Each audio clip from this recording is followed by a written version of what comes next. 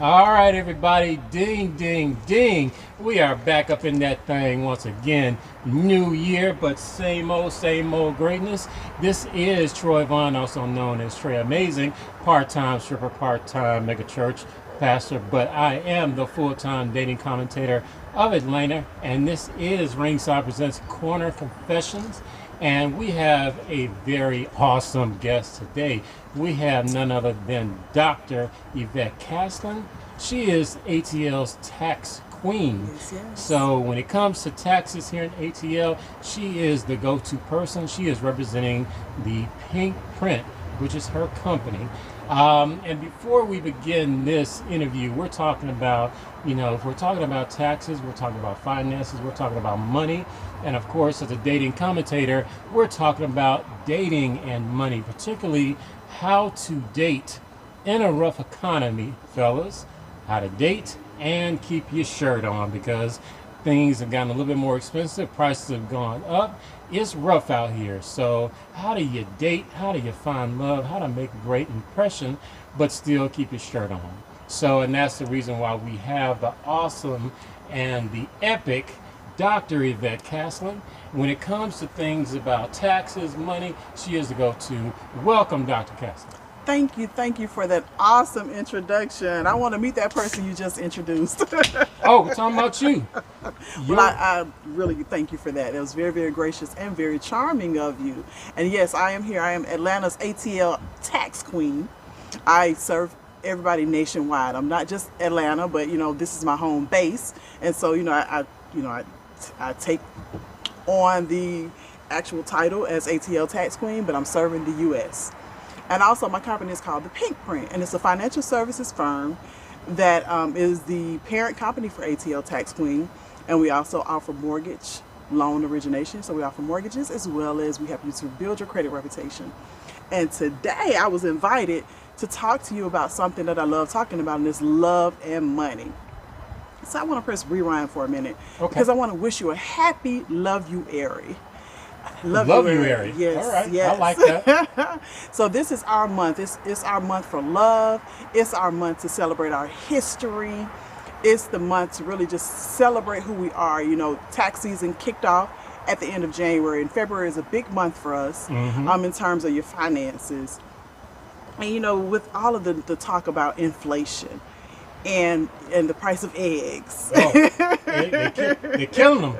Them eggs ain't no joke. Yes, so the price of eggs have been a big topic of discussion, and so now we have two very special holidays coming up. Galentine's, which is when all the girls get together, February 13th, prior to the actual Valentine's Day. And so this year, Valentine's Day falls on a Tuesday. It's a couple days after Super Bowl, so those days are like lining up. The 12th we have the Super Bowl, the 13th we have Galentine's Day, and the 14th we have our original Valentine's Day, when Cupid shows up at your doorstep. So for all of the guys playing Cupid this year, the big question is, how do I actually, really present something nice for the woman I love, or the woman I'm getting to know, and without breaking the budget. So I say, I operate from the inside out. So give her something that she's spoken of. Just pay attention to her, listen. It's not necessarily to go break the bank, for you to actually just please her this year. And there's this flower company. It's called Venus et Fleur. Oh, right. And yes, and so they have the eternal flowers, the flowers that last a year. So they have a mini flower this year. And the mini flower is less than $100. Okay. And it's the initial.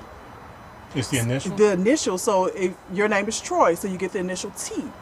And if your girl name is Cecily, or whatever her name is, you can get her initials in the eternity flower. Okay. Yes, and that's for less than $100. And she may want to just go out for drinks. She just may want your attention, your undivided attention this year. So take her to Cirque. Cirque is a great place just to have drinks. And, there are a couple of drinks that I'll recommend. Okay. Depending on what kind of night you want to have. Want to have a good night. You want to have a good night. So there's a drink. There's the pink panties.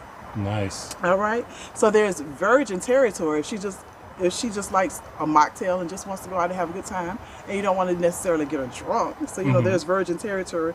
And there's the Pink Panther. It's a strawberry daiquiri and a pina colada mix, which will make a great drink for that night. And then we have the Island Breeze. And Island Breeze, from what I hear, is a refreshing mix of strawberries, banana, and pina colada. So you can just take her out for a drink. Tropical and everything. Yeah, you know, just take her out. Weather's good. I hear Atlanta's going to have great weather this week, so you know, just take her out. Yeah, because it's been gloomy, It's kind of been a cold. little gloomy. You know, it's been kind of rough out there. You know, weather. You know, you got to take that into account when you're out here. You know, trying to make a great impression on a good date.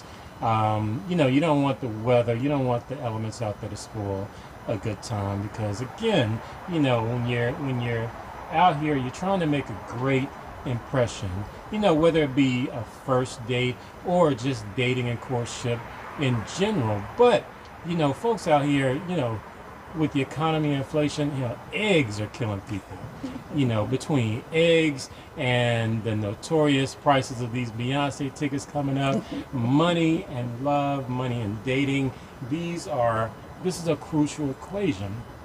So for you being the tax queen, okay, you do folks' taxes, you do, and you're great at it. Thank you. Big shout out to you. Thank you. So you're seeing what people are spending.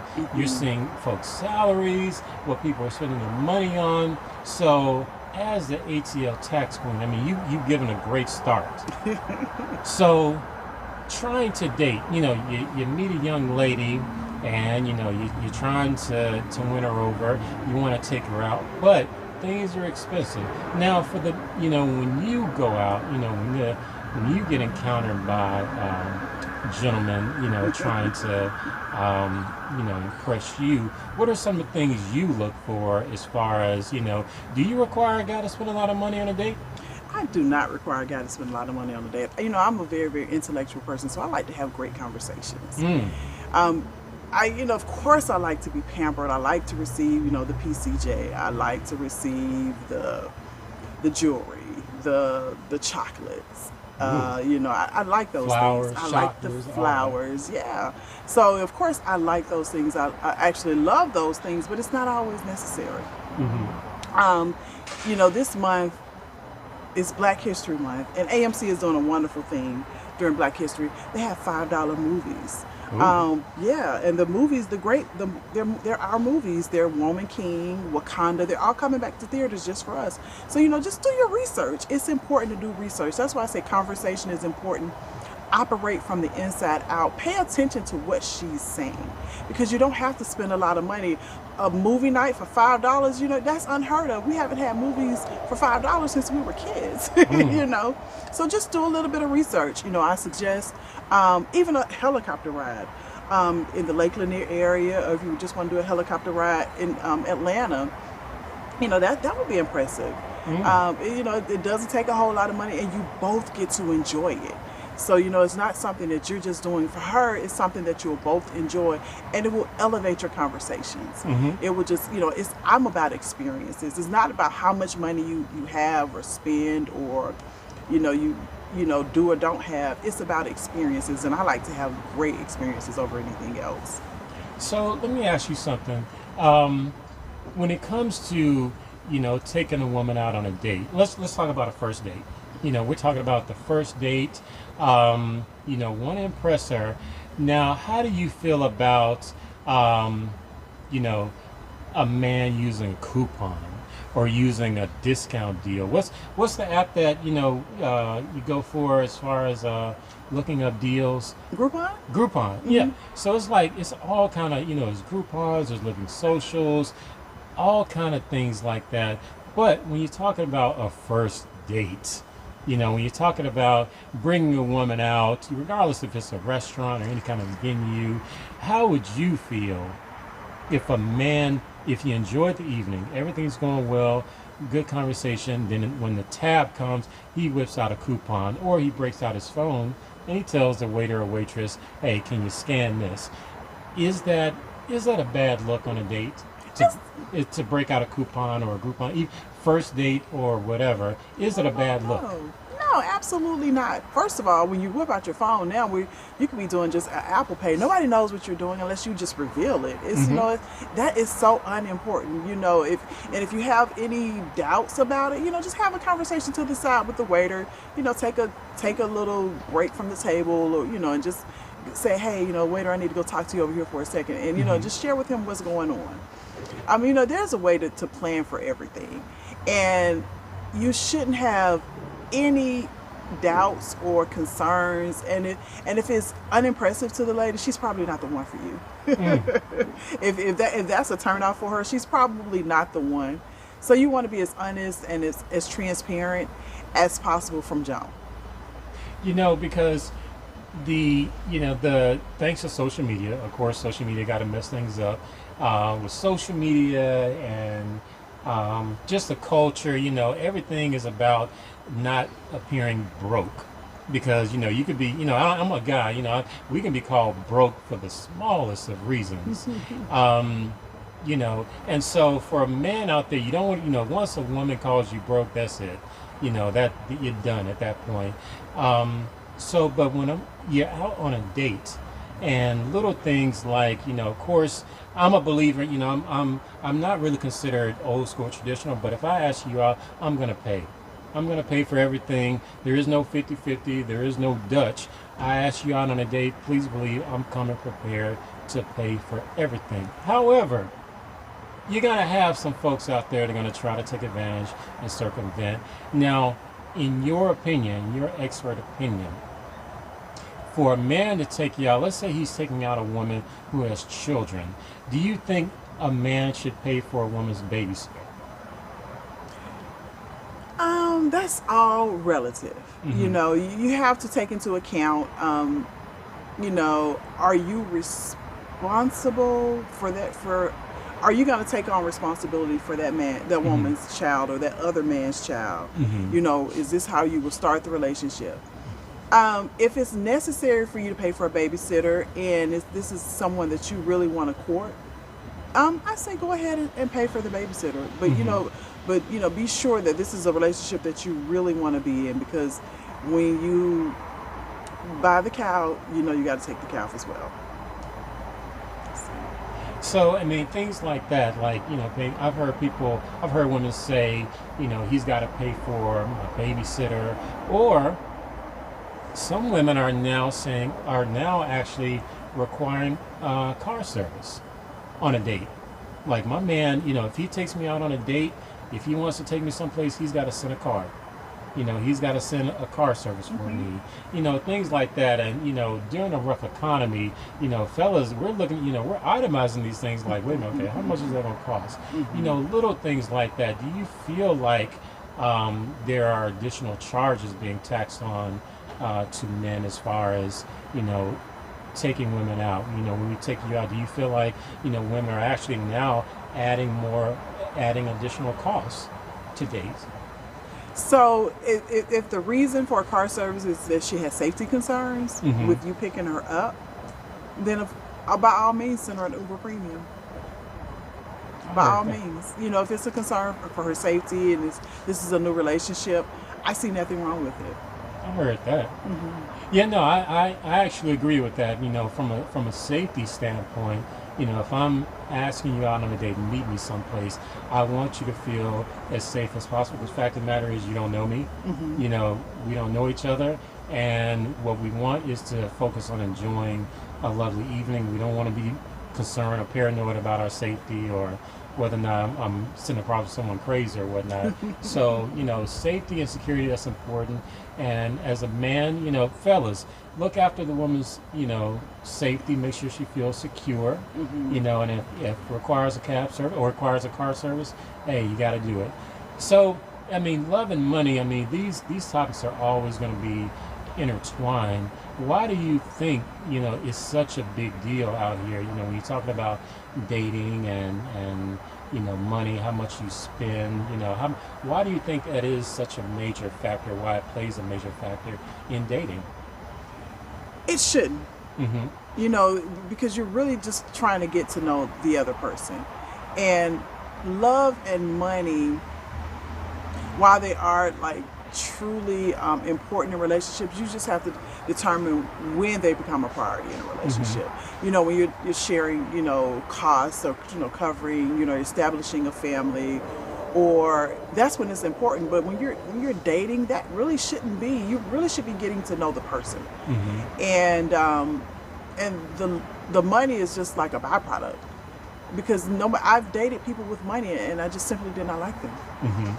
I've dated guys that, you know, didn't quite make as much as I did, and they were great dates, and, you know, they offer great companionship. So while it does play a factor, you know, you just need to determine when it really is a priority. You know, if you're trying to establish a family, of course, you know, money is an issue. Of course, love is, you know, at the top of the game. But there are so many other ways that you want to be satisfied, you know, in a relationship. Intellectually, you want to be satisfied physically, you know, financially and romantically, of course. And, you know, like, you know, for some people, the intellectual is probably more important because, you know, once you get into the relationship, what else is next? You know, once you know, physically, you're satisfied with them physically, or you know, you guys have to teach a little bit about each other when it comes to the sex, and you get to a certain point. What else is there? You know, what else is there after the sex? You know, you want to be able to really, like I said, have, you know, gain some satisfaction emotionally, and of course, I say again, intellectually. That's like high priority for me. Indeed. No, I didn't realize. The older I got, I realized how much of a sapiosexual I was. Didn't really think about it in my 20s, but the older I got, I realized, like, oh wow, you know, intelligent conversation is such a turn on. Yes. It's a turn on in a major way, you know, to be able to talk with someone and have intellectual conversation, to learn something, to, you know, talk about, you know, current events. You know, all that stuff is important. It's important, and it's attractive. Yes. In a major way. In terms of spending money, let's, you know, let me pick on the women for a second. Let me, you know, 'cause I need you to represent the ladies. Would you, in addition to, you know, first date, but just some series of dating and courtship, do you think that women should spend money during courtship? Because I hear from both sides of the aisle. I hear some women say a woman should never, in any circumstance, if she's with a man, she should never pull out her wallet, spend money on any date. And then you have some women that say, well, yes, but, you know, with women making just as much money as men, women are high earners now dating, and then you have the independent woman. There is nothing wrong with a woman treating her man or treating a man to a date. What are your thoughts? What are your thoughts? Should a woman who is interested in finding love and courtship, should a woman ever pay for anything on a date? I think, you know, there are times when a woman should pay for something on a date. When it comes to like a Father's Day, or if it's that person's birthday, or if you're celebrating a big accomplishment or milestone for that person, I think it's absolutely fine to pay for, you know, to do it the opposite way and to pay for the man. But like just any other date, to like the Atlanta Fish Market or STK or Ocean Air, any other date, should a woman, like, would you say a woman, if the man pays, should a woman pay for the tip? Or should a woman pay for valet? Or if you go to the movie, should a woman pay for popcorn? Is there any circumstances outside of those, do you think women, hey ladies, you know, it's okay to spend a little money or contribute on a date? It's okay to contribute on a date, you know, when both of you are equally yoked.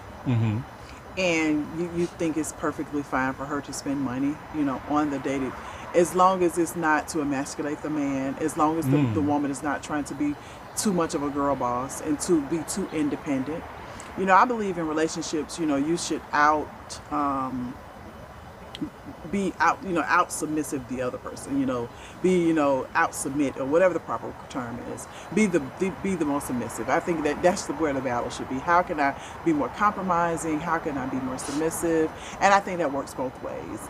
I don't think that the man should always pay, you know, like in the certain circumstances that I mentioned prior to, because I don't want a man to ever believe that they can control a woman with money. So, you know, there are times when it's okay for a woman to pull out her wallet and, you know, make a payment. ladies, bring your wallets. Okay, y'all got them black cards. It's time to start using them. So, you mentioned the whole boss babe thing. I mean, that's that's all over the culture and social media. Boss Yes. babe. The girl bosses. The girl boss. Everybody think they're a boss. I'm Yeah. like, I met women who worked at kiosks in the mall and they say I'm a boss. I'm like, okay, everybody can't be a boss, but okay, everybody. Everybody doesn't want to be a boss. They Yeah, should. not everybody want to be a boss, but I'm like, but some of the folks who claim to be boss, some of them, I'm like, yeah, that you're not a boss. It sounds cute. It sounds cute, sounds great on social media, but just leave that for hip hop. Do you think that's at all affecting women's ability to date? Do you think the eagerness to be boss or independent, or this whole movement of women like I don't need no man, or these women who have their own, do you think that's negatively affecting dating and negatively affecting women's chances of finding love and finding quote unquote Mr. Right? Absolutely, absolutely. I am a girly girl. I want to be pampered. I am a lady. I want you to open the door for me, every door for me. I want you to, to grab my hand and make sure I don't fall when I have on my sexy stilettos for you. I want to always be treated like a lady. I am the damsel in distress when I'm with my man, so. I heard that. And, a lot of people feel like, that's what's hurting not only dating and relationships, but also marriages. They feel like we, particularly as African Americans, we should go back to traditional ways. They feel like, with the modern way of dating, that's what's hurting relationships and marriages today. People are way too modern. Do you feel like, there needs to be a reversal? Do you think there are some things from our past, from traditional dating and marriages, old-fashioned, whatever you want to call it, the way the grandparents used to do it, do you think there are some things that we really need to go back to, as far as how we date, who spends what, who buys this, who provides this? Do you think there's some things that the modern ways of doing it just gotten wrong and we need to just go back to how we used to be? Or do you think there are some improvements today? I think, there are times when women need to dial back a little bit. And I say dial back because really the woman, when she's in public, she should be, the lady. But when she's at home, she's running the house anyway. Let's just be honest. She's the one in control. When it comes, you just have to know your place. You never want to be out in public. And again, I'm going to use the term emasculate a man. You never want, to actually hurt his ego or, make it appear that you're the one in charge, or, what we called it back in the day down here in the South, henpecked. You don't want your man to appear henpecked, or as if, you don't want to denigrate him in any way, or, make him look less than. You always want to, make sure he's the one that is showing up as the lead in the relationship. But we always know, a happy wife is a happy life. I heard that. And so, but that's the reason why I really wanted to prioritize asking that question, because you do see that a lot. You hear a lot of criticism from people that feel like modern dating really is the problem, and that our grandparents had it right. But you also hear on the flip side, because they talk about how grandmamas back then, even though they were married for 50 plus years, they weren't always happy. They weren't always happy with granddad, and we shouldn't. I've heard people say we should not romanticize previous generations as far as how they dated, how they married, because they weren't always happy. And so it's with these conversations and these debates, they get very interesting because you hear a lot of different perspectives. When it comes to money, people talk about money being just very contentious element in any relationship and marriage. You do taxes, you see people's salaries, men and women's, you see what people spend. What are some of the, do you think, spending habits that a lot of people are doing nowadays in dating? They're both helping but also hurting, because we're spending different than our parents and grandparents. more access, more ways to spend money. What are some spending habits that you feel are kind of consistent that you think, some ways are helping, but other ways are hurting dating? I think some people are over leveraged. Unfortunately, it's because just the lack of financial knowledge. And I say it's a great thing to use credit cards, but use them wisely. If you're gonna have credit cards, use those credit cards that offer you like the loyalty rewards. And so when it comes time to go out and date, you're not paying anything extra out of pocket. You're just using those reward dollars. I say pay your bills with your credit cards, but pay them off. Use that cash to pay the bills off. So, just use your credit cards responsibly. And so when it comes time to if you got a city travel perk card, when it comes time to travel, you'll use that card and you'll benefit from the rewards later on. Just use credit cards responsibly. Don't use credit cards to the limit to cover a lifestyle that you can't afford otherwise. Yeah, because I wanted to, that was kind of sticking out of my head because you constantly hear people say money is the number one reason people get divorced. And I've often wondered, well, they keep saying that. Is that actual truth? Is money the reason why? If money is the reason why people get divorced, is money also a barrier for why relationships don't thrive? Why people, break up so often, or why relationships can be so acrimonious? I'm like, is it money, or is it spending habits, or who's making more money? Because nowadays, even with the whole making more money, you are seeing more and more women out earning men. Dating men, or out here in the dating market, and there's a high possibility that the man you're sitting across a dinner table with makes less than you. Absolutely. Are you seeing more and more women, or would you, for the women out there that feel like, I want to date a man on my level, I want to date a man in that high value man in that 6-figure range. However, more and more women are out earning men, making 6 figures. Do you think women should get to a point where they should settle for men that make less than them, or just continue and feel like, what, I make 6 figures, I have to date a man to make 6 figures, otherwise we won't be equally yoked?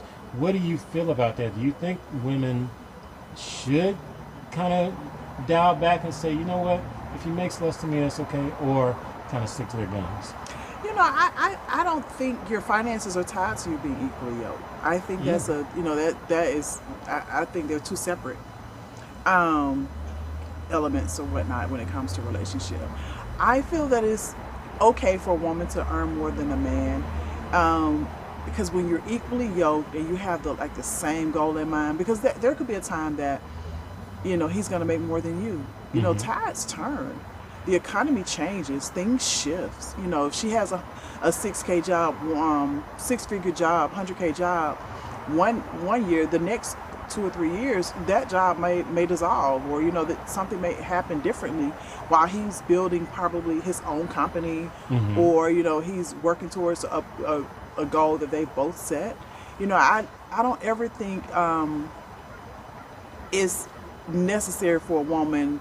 Of course we always want to marry up as women. We want to marry up, but that doesn't necessarily mean that the relationship will work.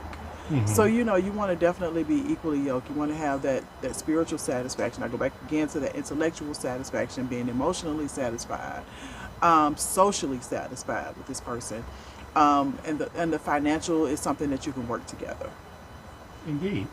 It is a process, and it is something, I know I've experienced that firsthand, where you could be making great money one year, then next year, making less. Yes. And it can happen to men and women, but it certainly does happen. It certainly happens. You can be making 6 figures. You made 6 figures in 2019, yes, but in 2021 or something like that, then goes down, or something can happen. None of us are impervious, yes, to the economy, to, inflation, things like that. It can definitely happen, but it's certainly, we see it play out when it comes to dating and even courtship and marriage. To the women out there who are single and looking, but they have to, deal with the things like money and people value system when it comes to money. What would be some lasting, like if you had to give a last piece of advice to the women out there? We're in Atlanta. Atlanta's a very special place for dating and finding love.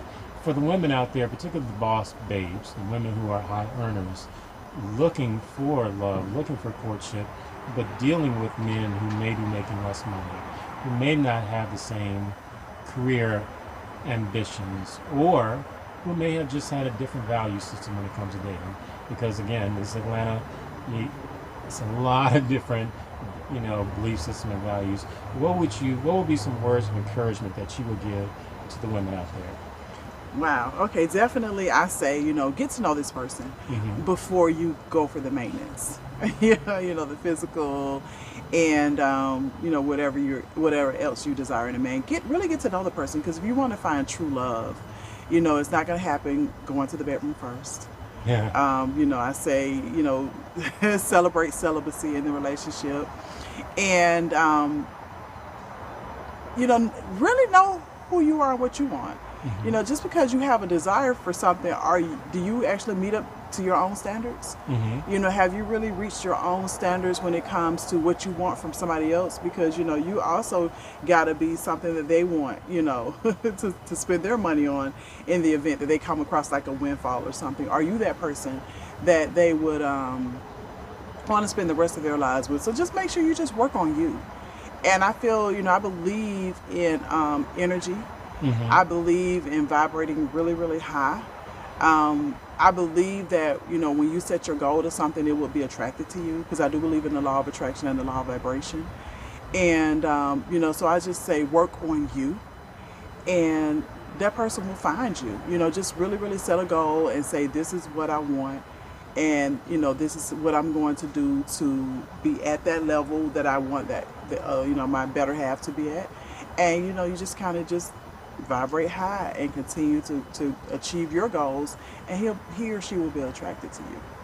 Andre 3000, he said it best, vibrate high. No, I'm feeling that getting older, I am becoming more and more of a believer in the law of attraction. I didn't always understand it. I know Oprah talked about it years ago, many years ago, and I didn't really pay a lot of attention to it. But as a professional and, other ways in my life, I am becoming more and more I believe in more because I see it play out. Yes. And I definitely see it play out in my in my life. One last question, because I just thought about it right when you gave that response. Being a tax preparer, and you see a lot of people's tax filings, especially married couples. Again, like I said before, they say money is the reason for divorce. What would be some things that you would impart on a married couple to, I guess, mitigate the possibility of money being the cause of their divorce? Because you hear it all the time, and you see numbers all the time. You see married couples filing jointly. What would be something like for a couple, young or old, in order for money to not be the reason you get divorced? What would be some things you would tell them to do? First off, I would tell them, I get really upset when couples they're married and they file separately. When they choose that status, I'm like, well, why are you filing separately? Well, no, I don't want to.